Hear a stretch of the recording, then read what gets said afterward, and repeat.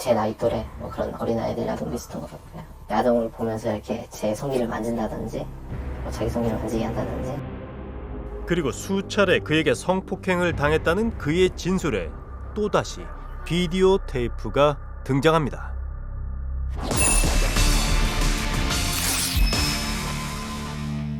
그분이 2010년에 성주 하은이 실종 사건에 대한 자백을 하고 현장 검증을 받다는 내용을 봐가지고요.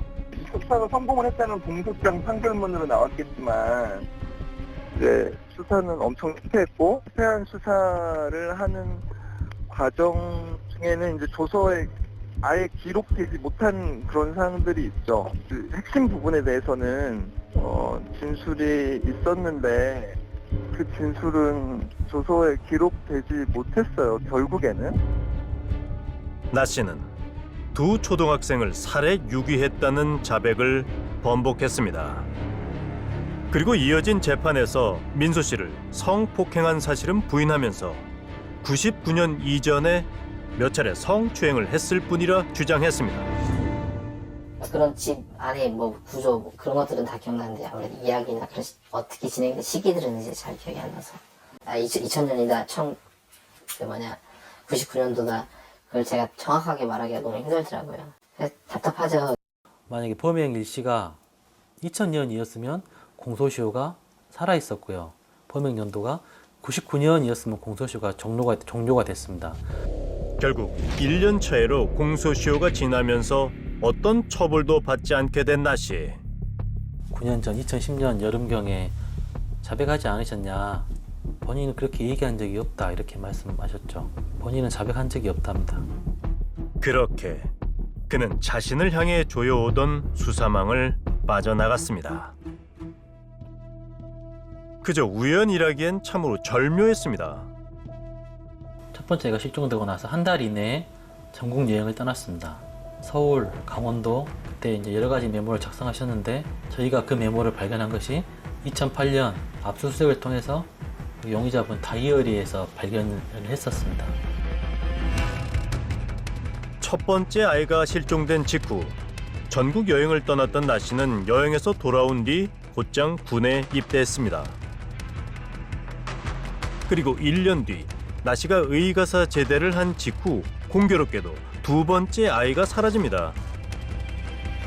첫 번째 아이가 실종되고 한 달 뒤인 2000년 7월 여행 중이던 나 씨는 가족에게 이런 편지를 보냅니다. 삼촌께 편지를 붙이는 것도 처음인 것 같습니다. 이 여행은 이미 계획돼 있었으며 그 어떠한 일과도 무관합니다. 또한 얼마 전의 일은 나와 상관이 없으며 나 또한 거짓을 말했음을 밝힙니다. 그 무렵 그가 쓴 일기장엔 묘한 글귀도 적혀 있었습니다. 얼마 전 일은 나와 상관이 없습니다. 내가 태어나지 않았다면 나에게는 그 어떠한 죄도 없을 것입니다. 이런 내용들입니다. 이 글의 의미는 뭘까? 실종된 아이들과 한 마을에 살던 나 씨는 수사 초기 아예 용의 선상에 오르지도 않았습니다. 그 아이를 데리고 자전거 뒤에 태워서 다녔고 오토바이 뒤에서 태우고 다녔던 남자 한 명이 있었다 그랬어요. 실제로 주소지에 주인을 상대 탐문해 보니까 20대 초반의 남자 한 명이 사는데. 수상한 소문을 확인하기 위해 경찰이 찾아간 그곳은 나 씨의 집이었습니다. 하지만 그날 행적을 다 조사했는데 행적이 알리바이가 다 맞았어요. 용의자의 동생을 수사한 거죠. 나 씨가 아닌 나 씨의 동생만 조사했던 겁니다. 그리고 그 다음 날 수사 방향을 완전히 바꾸는 제보가 들어옵니다. 전부터의 아마 여기 인터넷 홈페이지 보면은 거기에 뭐 기사 제보란이 있었어요. 하은이를 닮은 애를 봤다.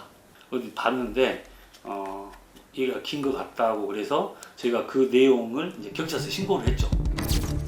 하은이 실종 25일 만에 올라온 이 글은 자신이 돈을 받고 어떤 남성들에게 아이를 넘겼다는 내용이었습니다.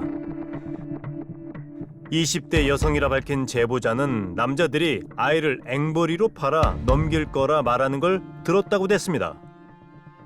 제보를 받고 경찰관들이 그쪽에 수사력이 상당히 많이 투입이 됐었고요. 인근 모포라든지 심지어 부산까지 가서 일일이 다 지하철, 버스터미널 이런 거 다 확인을 하고 다녔죠. 경찰도 실종 아동들의 가족도 앵벌이로 팔려간 아이들을 찾는 데 집중했습니다.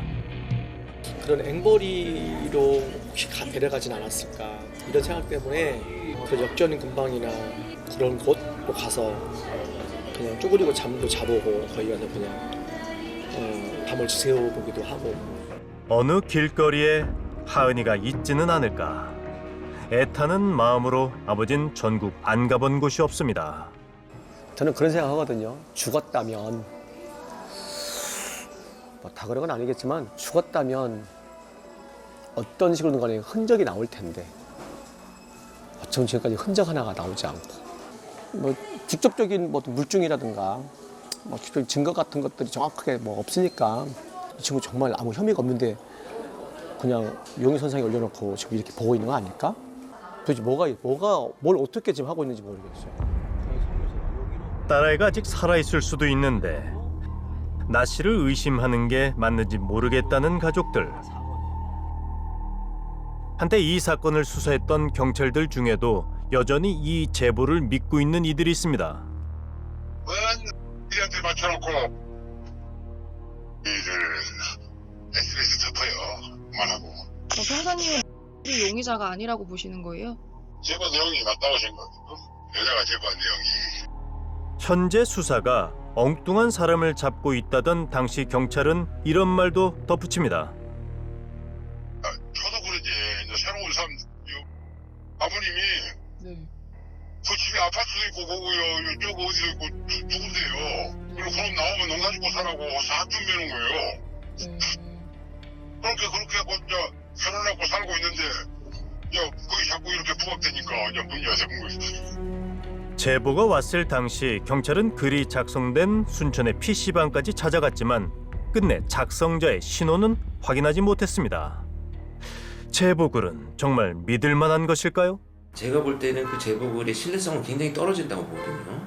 굉장히 추상적이고 실제 그 자기가 심부름을 와가지고 그 아저씨들이라고 하는 불분명한 사람들하고 와가지고 어디에서 어떤 형태로 지나가는 아이를 왜 선정되었는지 이런 구체적인 내용이 완전히 생략되어 있고 범죄 사실이 전체 내용에서 단 2줄밖에 없습니다. 아이에 대한 죄책감으로 제보를 했다는 글과 달리 제보에는 아이의 감정에 대한 내용이 전혀 없다는 것도 이상하다고 합니다.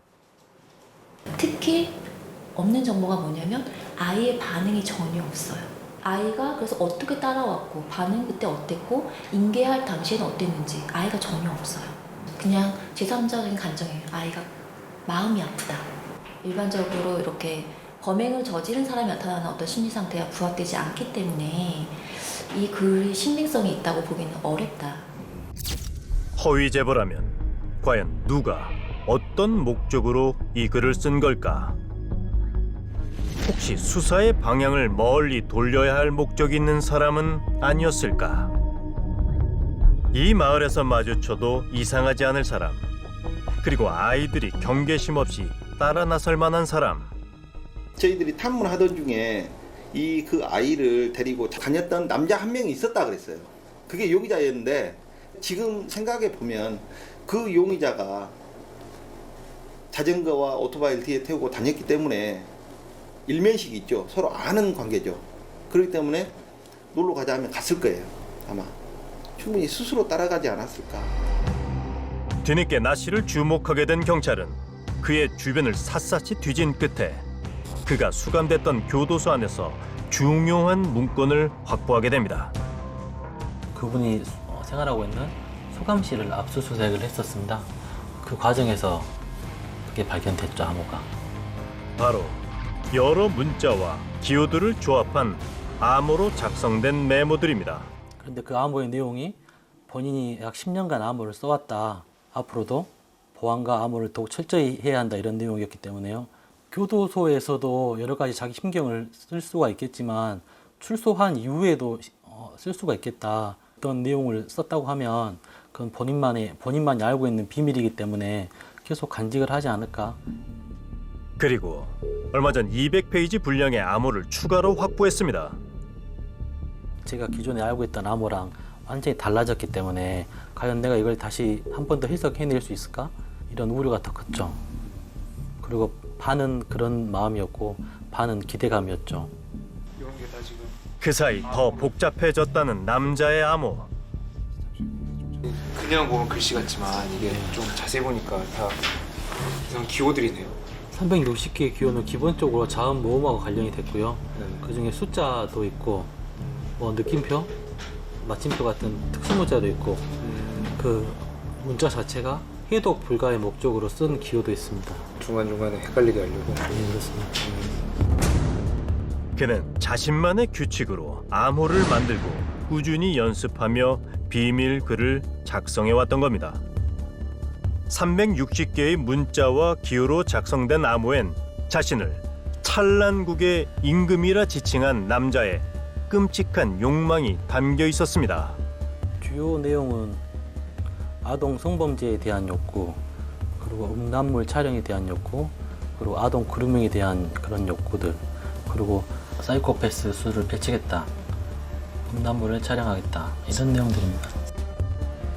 그는 왜 이런 글을 암호까지 만들어 비밀스럽게 적어온 걸까요? 그런데 취재 도중 우린 그에 대해 이런 얘기를 들을 수 있었습니다. 우리 애들이 잠깐 놀러도 가고 그래서 그럴 때 좀 싫어도 하더라고. 싫어했어 놀러 가는 거. 이제 가끔 걔가 부른가 봐. 당시 초등학생이었을 거 아니에요, 그 아이들은. 그지? 강진에 살 때 나이 차이가 한참 나는 어린 아이들과 어울리곤 했다는 나씨. 그냥 동네 이웃이라서 바로 옆집 근처였거든요. 네, 뭐 안 갈라 그래도 이제 놀러 오라고 막 그런 게 있어서 이제 저랑 동생한테 야한 동영상이라든지 뭐 그런 걸 보여주려고 그랬어요. 이제 성기를 막 만들라든지 그런 게 있었죠. 그래서 이제 저희 집에 가버리고 이제 그런 게 있었어요. 그 시절 그에게 성추행을 당한 피해 아동이 민수 씨만이 아니었던 겁니다. 지금 생각해보면 그 아이들한테 되게 집착을 많이 했던 것 같아요. 나중에 이제 성인이 되고 난 생각이 이제 그 당시에는 그런 생각을 못했죠. 나중에 그럴 수도 이 사람이 가능성이 많겠구나. 우린 그의 입장을 들어보고 싶었습니다. 현재 장애인 감금 강간 혐의로 구치소에 수감 중인 그에게 편지를 보냈습니다. 대부분 사실이 아니라는 메모를 전하며 시간이 필요하다고 했던 나씨. 방송 직전 우리에게 또 한 통의 편지를 보내왔습니다. 범죄 혐의는 의심일 뿐 대부분 사실이 아닙니다. 현재 재판 중인 사건에 부정적인 영향이 갈 수 있으므로 본 제보자의 이야기는 방송을 보류하십시오. 경찰 측의 의심 내용만 흘러나오게 되면 현재의 재판까지 진실이 덮일 수 있습니다. 모든 게 모함인 만큼 이 내용을 방송하지 말라는 편지엔 자신을 둘러싼 의혹에 대한 구체적인 해명은 담겨 있지 않습니다.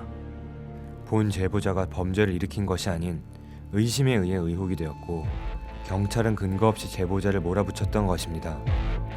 경찰은 조작을 많이 하고 왜곡을 하는 집단입니다. 특히 힘없고 가진 게 없는 이들이 경찰, 검찰에게 당합니다. 본 제보자가 그런 경우에 해당합니다. 본 제보자가 진실로 범죄를 저질렀다면 실명으로 방송국에 제보할 수 있었겠습니까? 그는 모든 게 아내가 장애인이라는 편견, 자신이 전과자라는 편견 때문에 생긴 일이라 강조하며 이번 사건에만 초점을 맞춰 취재하라는 요구도 잊지 않았습니다. 그는 어떤 사람일까요? 크리스마스 뭐 이렇게 되면은 또 인성스럽게 뭐 추리 같은 것도 나한테 이렇게 선물해주고.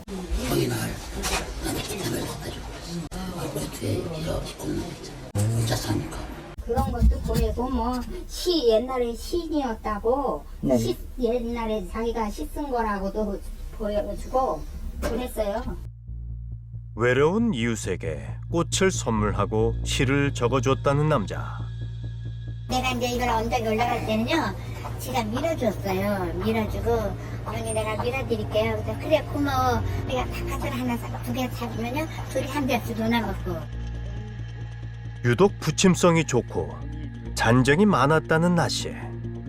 저 작가라고 본인이 그랬나 봐요. 아, 나 방송 작가라면서 보여주더라고요. 자신을 시인이며 방송 작가라 소개했다는 그를 이웃들은 여전히 이렇게 생각하고 있습니다. 나 우리야 뭐 어떤 힘도 없고 아무것도 모르지만 착하네요. 도와주세요, 진짜. 도둑질을 했다든지 뭐 이런 애 아니야, 절대. 하지만 그가 이웃에게 보낸 편지 속엔 겉으론 잘 드러나지 않는 몇 가지 분명한 특징이 있다고 전문가들은 말합니다. 처음에는 구구절절하게 자신의 상황을 설명하고 변명하는 것처럼 보이지만 본인의 의도대로 움직일 것처럼 보이니까 그 다음 한 행동은 자신이 사진을 찍어야 되니까 어느 각도로 어디에서 어떻게 무엇을 통해서 하라라는 부탁인 것처럼 보이지만 자신의 프레임대로 움직이기를 굉장히 요구하고 있어요. 기존에 있었던 아동 성범죄자들도 보면은 동네에서 굉장히 좋은 평가들을 하는 경우가 많습니다. 근데 이게 굉장한 양면적인 특징을 드러내는 겁니다. 자기가 통제 가능한 사람만 가지고 범행을 저지르는 거예요. 친절한 가면 뒤에 가려진 진짜 얼굴은 어떤 모습일까? 전남 경찰청에서 왔다 갔다 한 얘기를 집주인하고 통화해서 전해 들었고요. 그 이후로 아동 실종죄 공소시효 계산, 특정 지역 연세 초등학교 실종 사건, 초등학생 실종 사건 이런 것들을 검색해 보았죠. 진실은 누구보다 나 씨 자신이 잘 알고 있을 겁니다. 하지만 2006년 7월 17일 최초로 조사를 받으셨어요. 그때 실종된 것을 알고 있냐 아이들이 하니까 알고 있습니다 라고 했습니다. 그 이후에 언제 실종된 것을 언제 알았냐라고 물어보니까 그때부터 진술을 거부하셨고 그날 이후로 지금까지 계속 진술을 거부하고 계시죠. 단 한 번의 자백과 번복. 그 뒤로 나 씨는 두 아이의 실종에 대해 어떤 구체적인 답도 하지 않고 있습니다. 실제로 이 사람이 정말 범인이 아닐 수 있습니다. 이 용의자가 왜 내가 그 범인이 아니다는 해명을 좀 해줬으면 좋겠어요. 스스로 나서서. 그때 당시 비디오 테이프는 어떤 거였다. 실제로 존재했는지, 그런 동영상 찍었던 아이가 어떤 애였는지 이런 부분 자기가 해명할 수 있는 부분이 있으면은 좀 해명해 줬으면 좋겠는데 그 자체를 안 해버리니까. 왜 연관이 없는지 어떻게 이렇게 우연히 일치가 생겼는지에 대해서 설명을 해주시면 저희가 그 부분에 대해서 검증을 하고 그 검증 결과가 합리적이면 저희도 그분을 용선상에 제외하고 아이들 찾는 데 더 집중할 수가 있죠. 그동안 아버지는 딸을 찾기 위해 안 해본 일이 없습니다. 세월 지나면 잊어버리겠다 하지만 이것은 지금 죽은 상황이 아니잖아요. 여전히 주민등록 등본을 떼면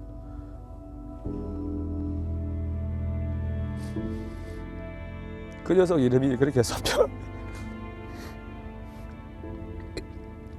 그렇게 기록이 되어져 있는 등본을 떼는데 가족관계 증명서에 여전히 떼보면 우리 막내가 올라가 있죠. 여전히 그 녀석은 우리 가운데 숨쉬고 있어요. 우리와 함께. 말을 하지 않지만 여전히 그 녀석은 우리 곁에 내 안에 있죠. 곁에 있었다면 25살 어엿한 숙녀가 되었을 막내딸. 그 일이 없었다면 아마도 가족의 삶은 지금과는 많이 달랐을 겁니다.